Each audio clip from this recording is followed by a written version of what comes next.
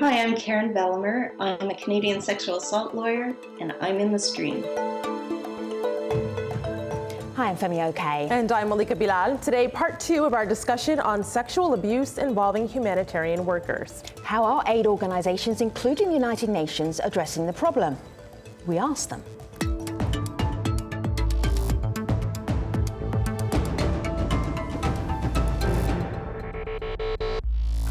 For decades, United Nations peacekeepers around the globe have faced allegations of sexual exploitation and abuse. I recently travelled to Haiti with Al Jazeera's programme Fault Lines to speak with a number of women who say they were raped by UN soldiers, and some even say they gave birth to their rapist's baby. In February, the UN announced that the number of reported cases worldwide has risen since 2015. The UN attributes this to its efforts to encourage victims to come forward. Now, while this is seen as a step in the right direction, why is the abuse still happening? Victim advocates say impunity is partly to blame. This is bureaucracy, but it's a bureaucracy with impunity. So it's basically the United Nations has the privilege of the United Nations has the ability to operate behind closed doors with very little scrutiny.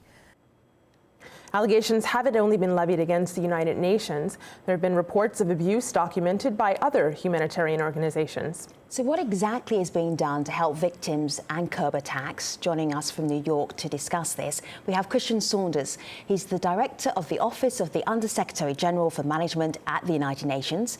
In Washington, D.C., Liz Bloomfield. She's the program manager for protection with the organization Interaction. Interaction is the largest alliance of US-based non-governmental organizations, or NGOs. In Bonn, Germany, Catherine Plumridge. She's the director of humanitarian, an organization that trains civilian aid and development workers in risk management. And in New York, EZILI DANTO. She's a human rights attorney and the founder of the Haitian Lawyers Leadership Network. It's good to have you in the program. Christian, let me start with the UN Secretary General, the brand new UN Secretary General. On March the 9th, he put this video online. Have a look, everybody. We need a new approach. In my inaugural speech as Secretary General, I pledged to work closely with Member States on structural, legal and operational measures to make zero tolerance a reality. And in my first week as Secretary General, I established a high-level task force with an urgent task to develop an ambitious new approach to prevent and respond to sexual exploitation and abuse committed by those serving under the UN flag. Christian, he sounds absolutely sincere. I've heard Ban Ki-moon say something very similar. The previous Secretary General and the Secretary General before that said something very similar. What's different this time? How are you looking at the problem in a different way? I think he is very serious. As he said in the video, this was almost the first thing he did taking office was to create this high-level task force under the leadership of Jane Hall-Luu in order to come up within 8 weeks with a strategy and measures that would really make a difference. Perhaps what is more interesting is actually what he didn't do. He didn't wait for a crisis in order to act, and the measures that he's come up with are not things that have been are a repeat of the past. I mean, he's come up with a 4-part strategy, very, very important. Firstly, looking at the victims and making this very much a victim-centric strategy, and in terms of victims, basically looking from the point an allegation is received and chasing it right up until the outcome. He's going to appoint a very senior expert in humanitarian law in order to drive that office, and he's going to have victims' rights advocates in all the major peacekeeping operations. Second thing that he stressed was there is no longer going to be impunity, and he is going to work very, very hard in partnership with member states to ensure that perpetrators of serious abuses and allegations are treated and taken to task and held criminally responsible. Third thing, he's going to introduce much more transparency. He's going to throw open the doors of the UN to civil society, to experts who can help us to look at the issue and say, well, listen, this is how you can better address this issue. This is how you can tackle it. And then lastly, I think, and as most eloquently put by Jane Hall-Lute, this is an issue that is not unique to the UN. It's not unique to the humanitarian sector. It's something that where there is a danger for women all over the world. And we hope that we can use what we learn in the UN in order to address this issue in a wider context. Christian, I'm just going to explain, Christian, that Jane Hall-Lute is a special coordinator overseeing the United Nations response to sexual exploitation and abuse. The one thing that you said, many things stood out for me, but the end to impunity. So if we see any cases, like the cases that Fault Lines discovered in Haiti or any of the others around the world, and UN personnel are involved, they could be criminally liable? Indeed. Right. Is that breaking news, Christian? That's going a step further than anything I've heard before. Well, I think it is. I mean, part of the responsibility of the victims' rights advocate is to ensure that the process is taken right through until outcome, and that people are not allowed to get away with such crimes with impunity. The other thing that the Secretary General said during one encounter was that he will pick up the phone to heads of state if necessary in order to chase these issues. You know, one of the things you mentioned, Christian, at the beginning of that was that you're looking forward to a victim-centered approach. And of course, this is not just the UN that we're talking about here. This is other aid organizations as well. This is a comment we got from Sabrina. She's an assistant professor at Cornell University, and she's been researching this specifically out of Monrovia. She writes, I recently met a European student who was sexually abused by a peacekeeper in Monrovia. She did report her case to the UN, and they took it very seriously. She goes on to say she was escorted to the hospital by 2 male peacekeepers alone in a car with them after just being assaulted by a male peacekeeper. The reporting process is not very victim friendly. Liz, when you read this story that Sabrina shared here, how do you go about training aid workers to make sure that they have a victim-centered approach? Sure. The community-based complaints mechanisms, which is a process that's been developed over the last few years based on pilots that were carried out in Ethiopia and the Democratic Republic of Congo. The pilot projects have really looked into what works in different contexts and how to ensure a very gender-specific and culturally sensitive approach in each of those contexts. And so I think it's important that these tools are really considering what needs to be considered in that context. So if I can give you an example of where a community-based complaints mechanisms work particularly well, where the local communities were very closely involved in developing those systems and processes so that they came up with elements that they were comfortable with, and they drew on the networks that are already in place, the community leadership, and the environments where they were already comfortable meeting and talking about issues, and then use that as an environment to build relationships over the long term and build trust in a way that ensured they were comfortable and able to raise concerns, make complaints, and had trust in the system. But that's something that needs to be invested over a long period of time. It's not something that can happen overnight, and it really needs to be sensitive to the specific environment in which you're operating. Yeah, let me give you a specific... Could I ask, Catherine, go ahead. Were there any convictions that came about as a result of the complaints that were made? To your knowledge? To my knowledge, I'm not. This is still the process itself. The community-based complaints mechanism process is in the process of being rolled out and implemented right now. So it's still relatively early days. The pilots have been completed, and now this is being implemented more widely.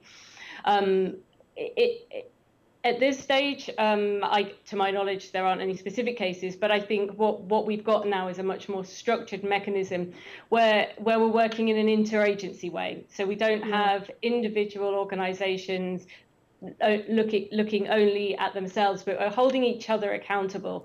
You know, these kind of these kind of offences undermine the integrity of humanitarian work. It inflicts significant harm on people when they're at their most vulnerable.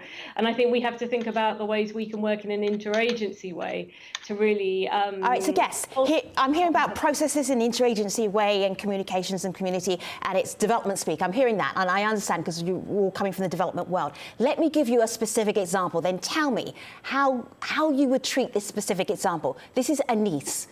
Anise lives in Haiti. This is what happened to her. Have a look.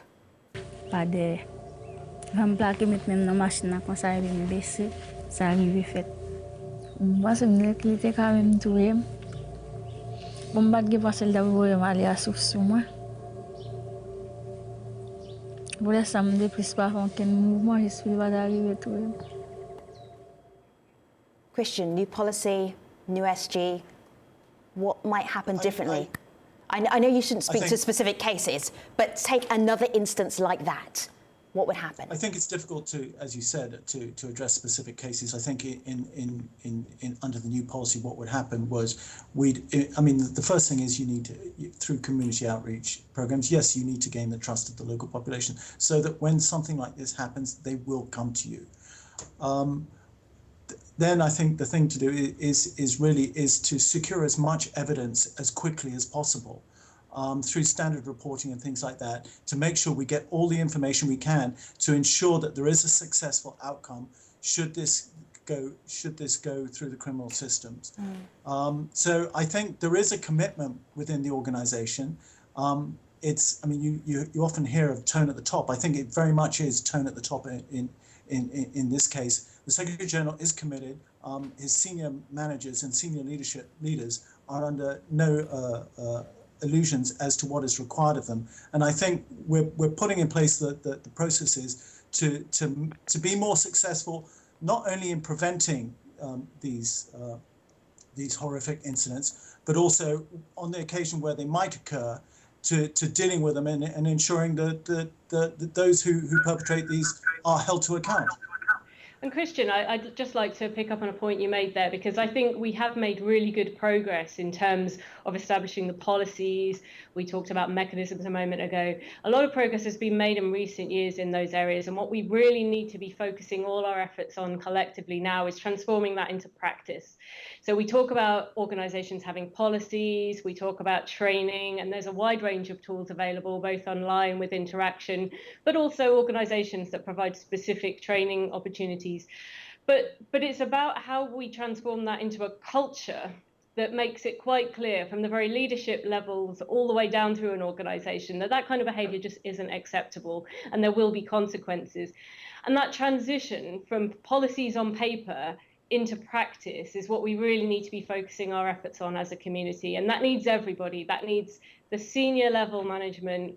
It needs the HR departments. It needs the trainers. It needs managers in the recruitment and performance management process. All of those things together complementing one another so that we have many different levels at which we can pick up. Because failing to address this quickly and decisively is really eroding the trust of the communities we serve, and we have to be doing everything we can to address that. The trust of the community. Right. I just want to. I'm sitting here as a Haitian woman, as a Black woman who's the history of rape. And it seems to me that this whole thing is mythological, all this conversation, because the UN is in Haiti as an imperial force.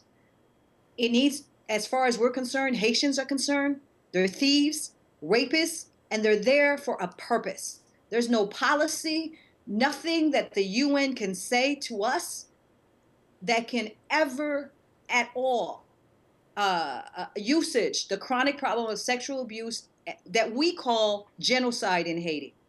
So for us, I want everyone to know, if I just have 1 minute on this show, that Haitian women want the UN out of Haiti, and we say that the UN is not a democratic institution from Lumumba to Aristide. It is a criminal organization. EZILI, I hear what you're saying. Of the oligarchs. EZILI,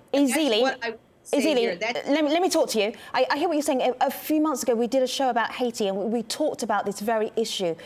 today, I understand you making the connection, but whether the UN is... I'm not going to sit here, Yeah, Femi, I understand. I understand exactly. From the UN talking about Sure. how they're going to do policies of zero tolerance. Right. Since 1948, the UN has been raping third world country and women. EZILI, I hear you. The conversation goes beyond Haiti. We looked at Haiti because there were so many stories there. But I'm taking it beyond Haiti because we did EZILI. We're talking about the Congo, the Sudan, I understand. the Central African Republic. We're not just talking about Haiti here. Yes. We're talking about an institution that is above the law. I hear you. I hear that point.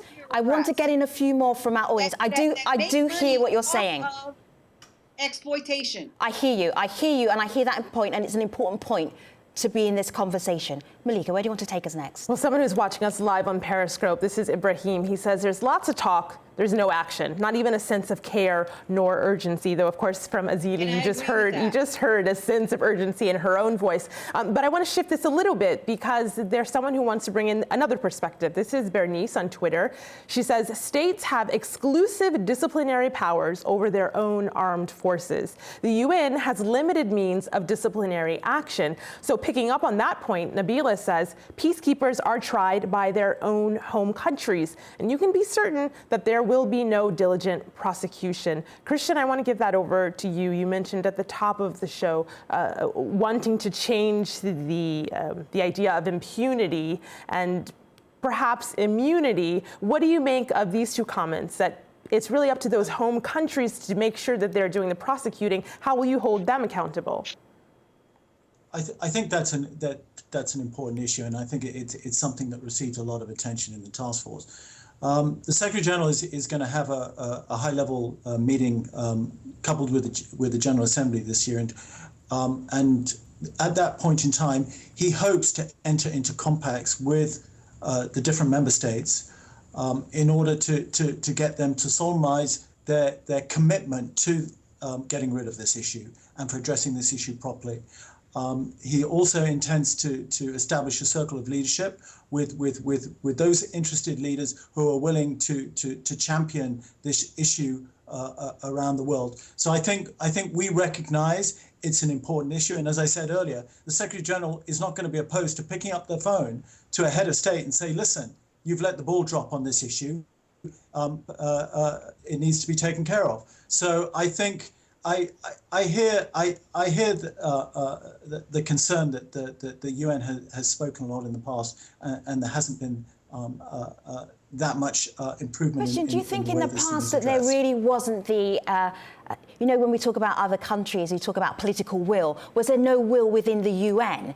Like, if it takes the Secretary General picking up the phone, why didn't the Secretary General pick up the phone in previous years, in previous terms? I think that's a very good question. Yeah. I think if I'd been the Secretary General, I probably would have done. Mm-hmm.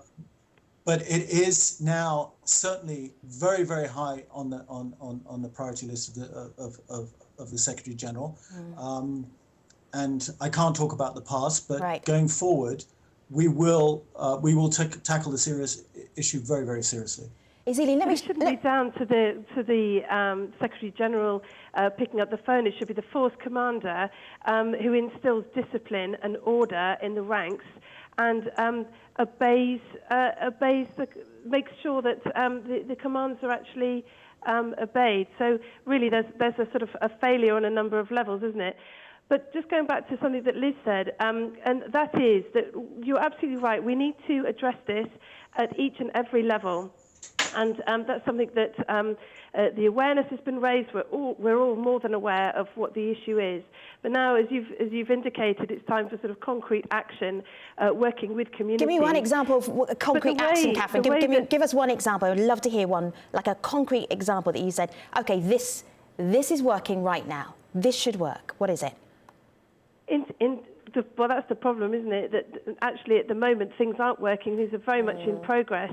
The type of work that Liz was describing, the efforts that we're all making. And that was a pilot program, Catherine, wasn't it? It wasn't even being rolled out. It was a pilot program. Let's see if this might work. Let me bring in a voice that we heard earlier on in the program. That's PAULA Donovan Paula Donovan is the co-founder, co-director of AIDS Free World. It's an organisation that set up a campaign called the Code Blue Campaign. Now, the Code Blue Campaign is pretty sceptical about what the UN does because it's almost policing itself with the sexual exploitation and abuse. Interesting that Christian mentioned no more impunity. Let me just throw this at you and see what you think. Here's Paula Donovan. I would say that there have been little adjustments around the edges of anything that would look like real reform, but there has never been anything that looks like real progress. It's simply trying hard to sort of stanch the bleeding, if you will, and basically to make it appear to an angry world citizenry that progress is being made, but it's not. EZILI?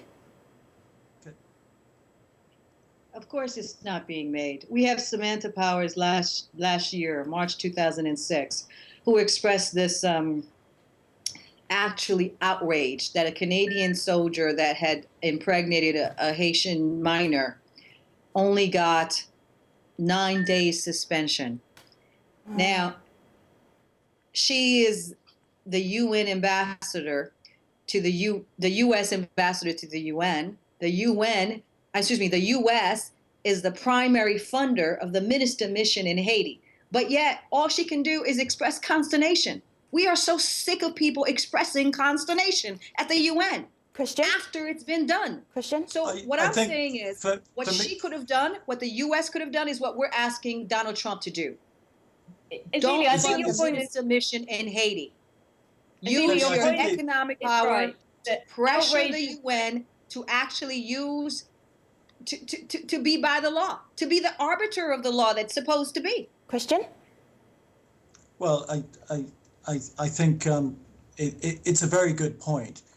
There is no silver bullet when you're trying to solve this problem. And we will use everything in our toolbox to eradicate it. But when it comes down to it, at the end of the day, in order to make sure that everything in that toolbox is used and used to maximum effect, we have to make sure that the culture within the organization supports that. And that's the culture from top to bottom. And the Secretary General has also made it very, very clear that he's going to ensure that people within the UN live by the values that the UN was established under the Charter, and that we work hard on creating an esprit de corps, on ensuring that those people who have this or have these kinds of tendencies or convictions in the past are not brought into our ranks. So, yes, it's an important point. But I think the Secretary General is committed to changing the culture within the organization, to putting all our energy into So, Christian, in the meantime, though, people online are talking about what this means for communities. This is a comment we got from a researcher, Isabella. Have a listen to what she said. But when we talk about the legacy of sexual violence committed during a humanitarian crisis, it's important to note that the effects are also felt on the community as a whole. When abuse of power remains unchecked, it greatly undermines the relationship of trust between the local population and the humanitarian workers or UN peacekeepers. It creates a climate of fear and mistrust, which impedes on the overall success of the mission. Finally, it's important to remember that another factor that blocks justice for victims of sexual violence is the taboo around male victims. Men and boys are also victims of sexual violence, and it's imperative that we include them in justice processes. Liz, in 30 seconds, because we're running out of time, what's the first step towards repairing that trust? So it needs all actors, whether they're in the UN or they're non-UN, whether they're NGOs, whether they're working in the development world or whether they're working in the humanitarian world. It needs all those actors to come together. And outrage is not enough. We're all outraged about what is happening, but what we need to do is translate and channel that into energy towards action. And that's at many different levels. Right. That's whether that's at the senior leadership level, whether that's policies, but actually at the community level, that's really about engaging with the communities, listening to what they're telling us, and then responding. Thank you so much, Liz not Bloomfield. Just taking that, but responding. Thank you, Liz. Bloomfield and Catherine Plumridge and EZILI DANTO and Christian Saunders as well. It's been a difficult conversation, a difficult 2 shows. Thank you so much for staying with us, audience. We'll see you online.